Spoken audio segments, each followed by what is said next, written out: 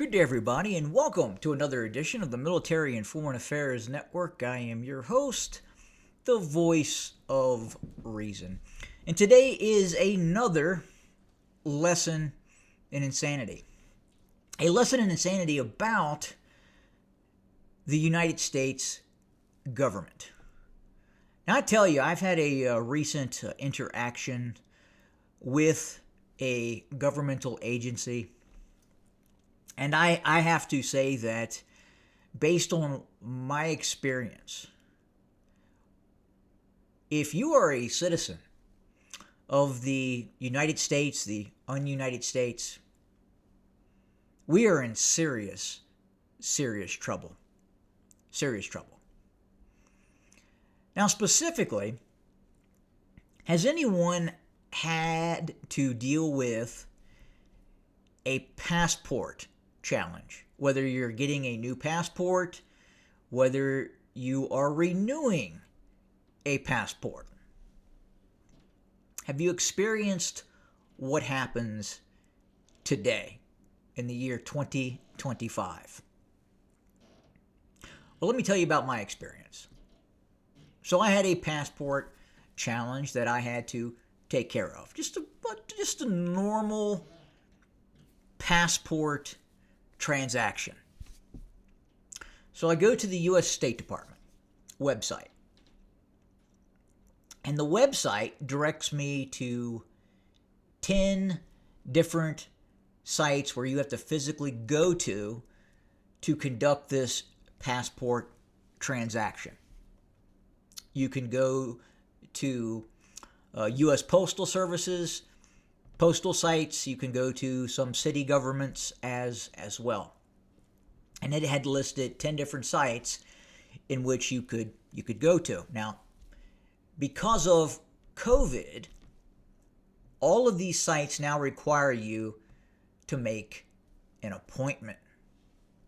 Now, when I went to these 10 different locations within about a 30-mile radius of where I live,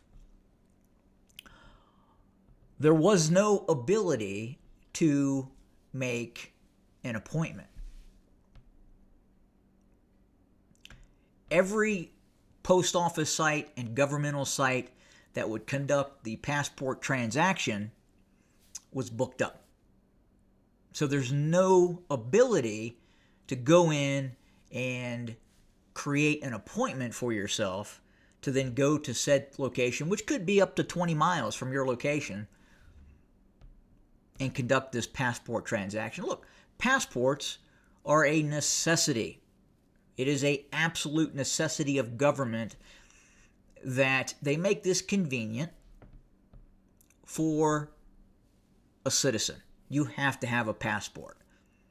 If there's one thing that the government shouldn't screw up, it's the ability of a citizen to obtain a passport in a reasonable amount of time and then depart on one's business externally, internationally, if need be. Now, there was an alternative to the process of creating a passport appointment. There were 2 locations within 30 miles of me that accepted quote-unquote walk-ins. Walk-in appointments. All right. So let me tell you about my experience today, Friday, walking into a U.S. postal facility that is declared as a walk-in site. I arrive at about 10:45 a.m.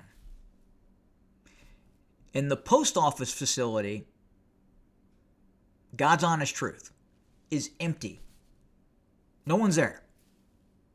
Absolutely no one is in this post office facility. 10:45. I walk up to the passport service desk. There's no one there. I see a handwritten sign that states the following: walk-in passport service only for the first 5 applicants before 8 a.m. Interesting. Handwritten. If you go to that post office site, which claims that they conduct walk-ins, doesn't say anything about the fact that you have to be the first 5 before 8 a.m. So I yell out, "Is anybody back here?" And I'm going to try and... No, I'm not going to do that. I'm not going to go there. When I announced myself, a postal employee stuck their head around the kind of the corner with a sandwich in their hand, and they declared that they were on break. And there was a sign at 10:45 a.m. that also stipulated on break. Be back soon. And then this person inquired, "What do you need?" And I stated, "Well, I need said transaction done, reference passports. We only accept 5 walk-ins a day before 8 a.m. And then I inquire, "Well, how am I supposed to know that?" On your website, for this specific location, it stipulates this is a walk-in location. It doesn't say anything about the first 5 arrivals at before 8 a.m. will be serviced. And what she explained to me, if you are number 6 and you arrive at, let's say, 6 o'clock in the morning and you are the 6th person in line, you will not be serviced. That is simply not reasonable. What is happening right now with our government is reprehensible. Just basic passport services cannot even be accomplished, cannot even be done by the processes that they have set forward themselves, meaning now you are required to make an appointment. There are no appointments to be made. And what we believe that is happening is that the actual postal employees or these government employees are going in and putting in fictitious names and lessening their workload. So obviously if let's say there's 40 passport transactions, or let's say there's 20 passport transactions in a day that they're able to normally fill out.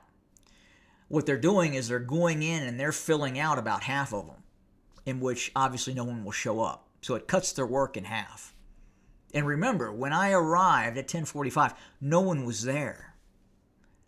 And I explained to this person, "Look, I'm here as a walk-in for a passport transaction. There's no one here. It says that on your website."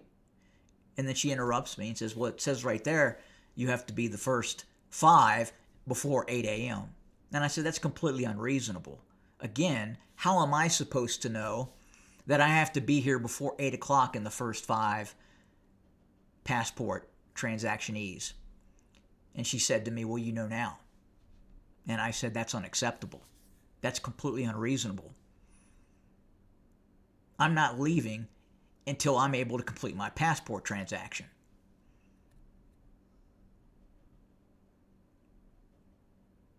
We are in serious, serious trouble. These are just basic services that are now incredibly difficult to complete. Getting a passport or updating your current passport. What is it like in the country where you live? What is it like to obtain a passport? Is it this much trouble? Is it this difficult? Is it this insane for a citizen of said country to obtain a simple passport to travel?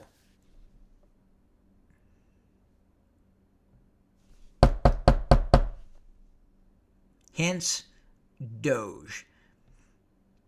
Hence, this must change. This must be cleaned up. This must be fixed. These federal agencies are out of control.